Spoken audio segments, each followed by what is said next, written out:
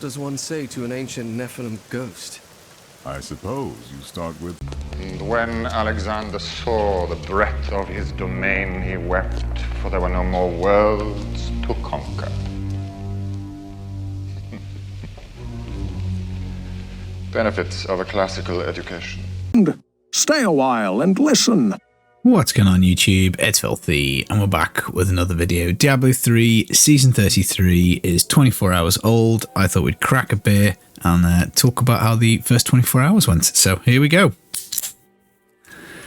Now, as always guys, a thumbs up really does brighten my day, does keep this show on the road, which obviously is fantastic.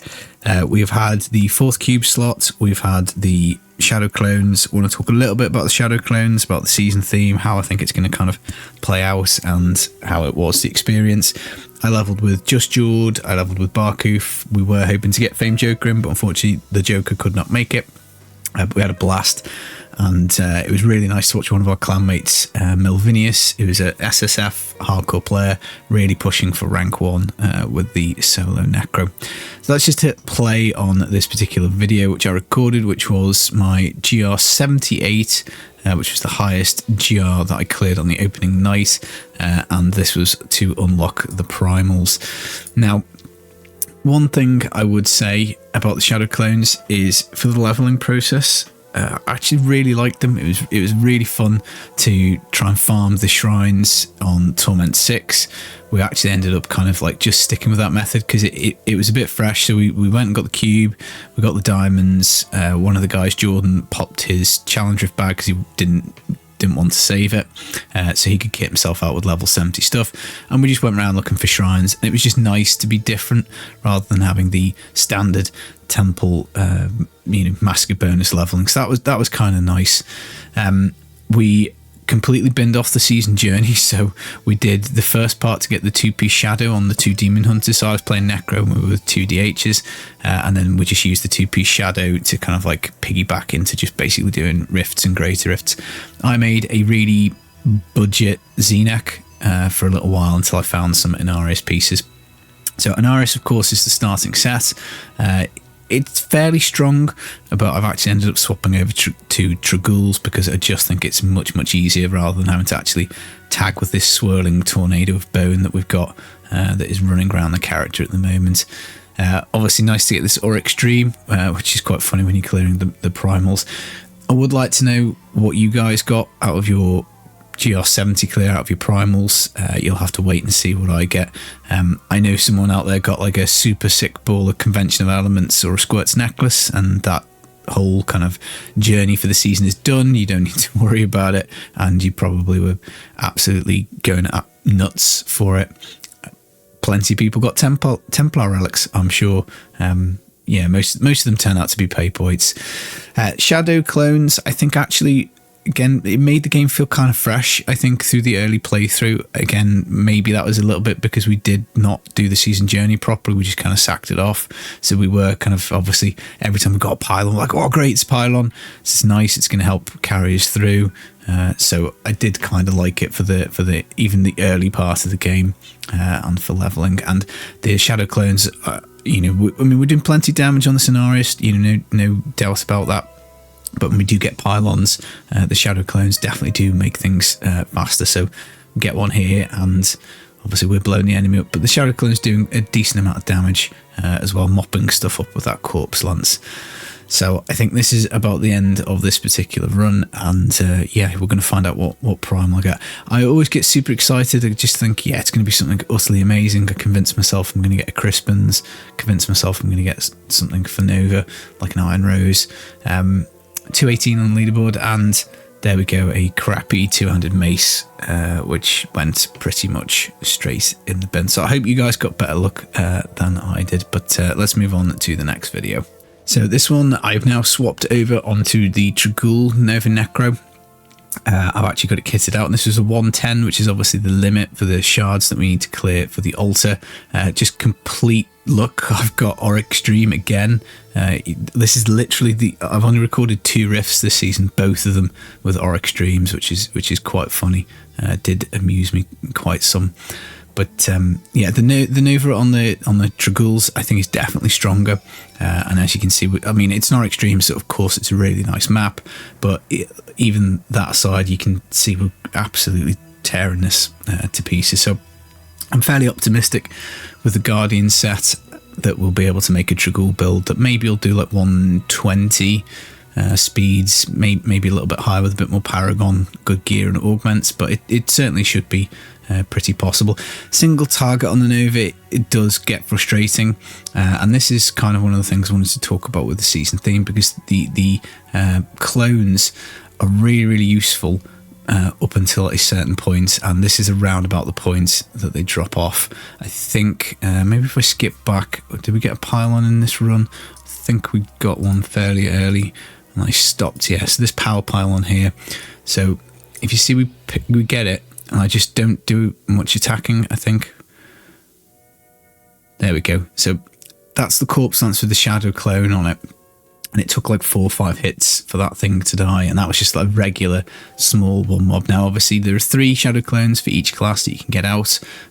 Some of them obviously are better than others, but I think whilst it's been really fun to play with them, I think they're pretty underpowered, and probably within like another, I don't know, 8 or 10 hours of game time, I'm probably not even going to really notice them. Like I think T16, if you do key farming, they'll you know, of course have a little bit of a role in that. They'll help you clear things a little faster, but overall I think given they tap out at like 110, and builds nowadays, particularly with this 4th cube slot on Necro, Wizard, even Crusader, I think pretty much every class in the game probably will have a build that'll do 110 plus pretty comfortably. You know, you're just gonna have to maybe get a couple of augments, you know, put you like 15-20 hours of game time in. So it would have been nice, I think, if the clones were a little bit stronger. They're actually a bit buggy during leveling. We were getting I was getting a lot of like just repetition of clones, like as in they weren't working, but so it isn't like they disappeared, but they just follow my character around. It's really buggy. Sometimes we'd get a pylon, someone would click it, and then the clones wouldn't appear. Sometimes they seem to just randomly disappear. So it seemed, from our experience leveling, there seemed to be a few kind of like kinks and bugs in there, which doesn't surprise me, because I think it was a bit of a buggy kind of situation last time. But again, similarly, as we know from season 21, they eventually kind of like drop off. So that's where you can see the Nova drops off a little bit. Now, one of the interesting questions that we got on the videos was how the Shadow Clones would perform in Echoing Nightmares. So let's go have a look at another video to show that. So this is the last recording I've got from the opening 24 hours, and this is me power leveling a couple of clanmates. If you ever want a power level character in Diablo 3, this is the best way to do it. You just make a T6 game, you open an Echoing Nightmare, your friends will invariably die at some point. It depends how good they are at dodging, but of course they'll die during the Echoing Nightmare. But when you open the chest at the end, they'll get like a massive XP boost, because the XP is not capped to Torment 6, so we're at like wave 23. When we get up to like wave 100, it's kind of like getting a GR 100 level experience almost. That's I think there's a cap on the XP. It doesn't quite scale like that, but that said, it's still absolutely miles more XP than just like doing a T6 rift. So I tend to, if I've got an Echoing Nightmare key, will just power level in this way. Necro is a little poopy normally at the Echoing Nightmares, because you cannot hard crowd control enemies in here. So your Crispins you'll do the slow, so you'll see the slow pop up on the enemies on screen, but what you won't see is the stun from dislocation, so you can't actually activate your Crispins. Plus Nova's a bit of a close range skill. There's lots of explosions on the floor, there's all the asteroids hitting. It's not brilliant, but, and this is maybe where one of the uses of the Shadow Clones comes in, where I think I'll get a lot of use out of them, is because you of course do get them out of these 4 pylons that we've got in here. So they do help, I think, in here, because again, up until about wave 100, 105, they'll be useful. So let's say you've got a weak class or a weak build, like I was thinking, oh, am I going to be able to do like 125 on the Nova Necro, or is it going to be a bit of a pain? And actually getting the Shadow Clones just really did seem to help us out quite a lot. So I think possibly a pretty decent use for them. So popping the pylons, but again, we can kind of sort of see the drop off here, as in like you're getting up to tier 96, they're still doing stuff, but once you get a little bit further north in difficulty, they're gonna stop. But still useful, I think, early on, if you're worried about trying to, because again, one of the requirements for the altar is to get a 125 augment gem, a Whisper of Atonement, out of one of these Echoing Nightmares runs, and the Shadow Clones will definitely help you for that. So the season is pretty much going to be dominated by the 4th cube. It's going to be a very necro heavy season. If you don't like necro, then you still get something out of the season. There's power on every single class, which is good, but ultimately necro just benefits like to the tune of 400% modifier pretty much on the Nova, because you're going to take the Scythe of the Cycle. So necro gets 400%, and other classes maybe get like 50%. You know, most of them are working in like a convention of elements, something like that. So but yeah, the Shadow Clones I think should still be there.